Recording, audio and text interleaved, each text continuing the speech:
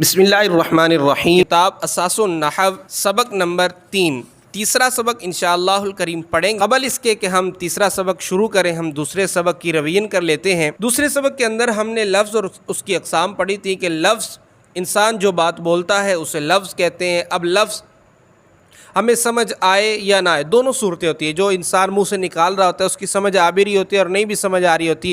اگر سمجھ نہ آئے، اس کا کوئی معنی، کوئی مطلب، کوئی مفہوم نہ ہو تو اسے مہمل کہتے ہیں۔ اگر اس کا کوئی معنی، مطلب، مفہوم ہو تو اسے موضوع کہتے ہیں۔ موضوع کی دو قسمیں ہم نے پڑھی تھیں، مفرد اور مرکب۔ اگر وہ لفظ جو ہم نے بولا ہے وہ بامعنی ہے اور ہے اکیلا، ایک ہی ہے، اکیلا بامعنی لفظ ہے تو اسے مفرد کہیں گے۔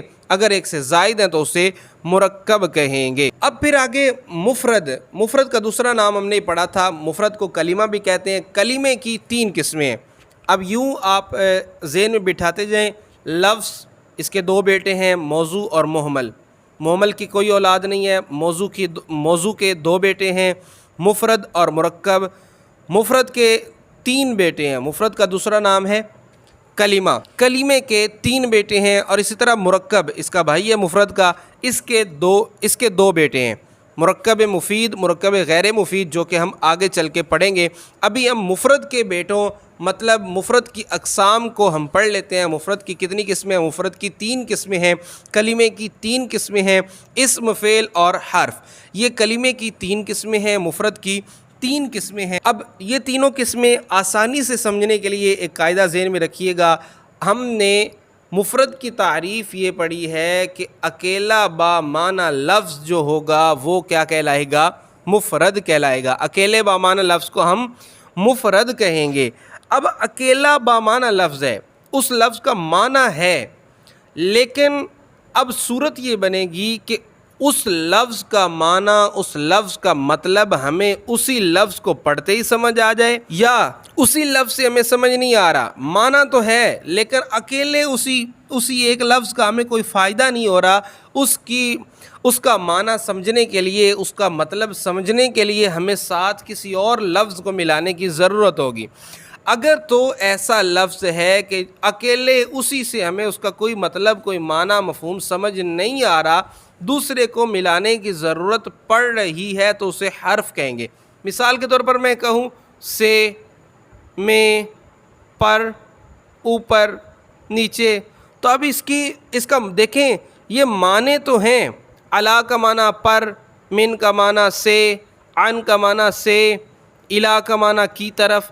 اب ان حروف کے معانی تو ہیں، ان کلمات کے معانی تو ہیں، لیکن ہمیں ان کلمات کے معنی سمجھ نہیں آ رہے۔ تب تک سمجھ نہیں آئیں گے جب تک ہم ان کے ساتھ کسی اور لفظ کو نہیں لگائیں گے۔ جب کسی اور لفظ کو لگائیں گے تب جا کے ہمیں ان کا معنی مکمل طور پر سمجھ میں آئے گا۔ جیسے میں کہوں من اللہ، اللہ کی طرف سے، علی السقف، چھت پر، فی البیت، گھر میں۔ اب کچھ نہ کچھ بات سمجھ آ گئی ہے۔ تو جو کلمہ، جو لفظ ایسا ہو کہ اسی لفظ سے اس کا معنی سمجھ میں نہ آئے، اس کو سمجھنے کے لیے ہمیں کسی اور لفظ کو ملانے کی ضرورت ہو تو اسے ہم حرف کہیں گے۔ اگر اسی لفظ سے ہمیں معنی سمجھ آ گیا تو پھر اس کی 2 صورتیں بنیں گی۔ اسی لفظ سے معنی سمجھ آ گئے، اب یا تو اس کے اندر زمانہ ہوگا یا زمانہ نہیں ہوگا۔ اگر اس کے اندر زمانہ پایا جائے، زمانہ کسے کہتے ہیں؟ وقت کو کہتے ہیں۔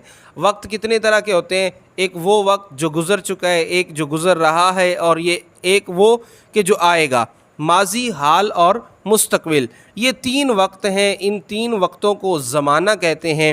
اگر اس کے اندر زمانہ ہو تو اسے فعل کہیں گے، اگر زمانہ نہ ہو تو اسے اسم کہیں گے۔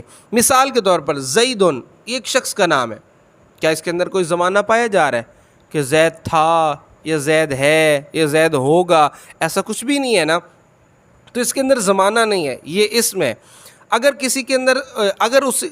کسی لفظ کے اندر زمانہ پایا جائے تو اسے فعل کہیں گے۔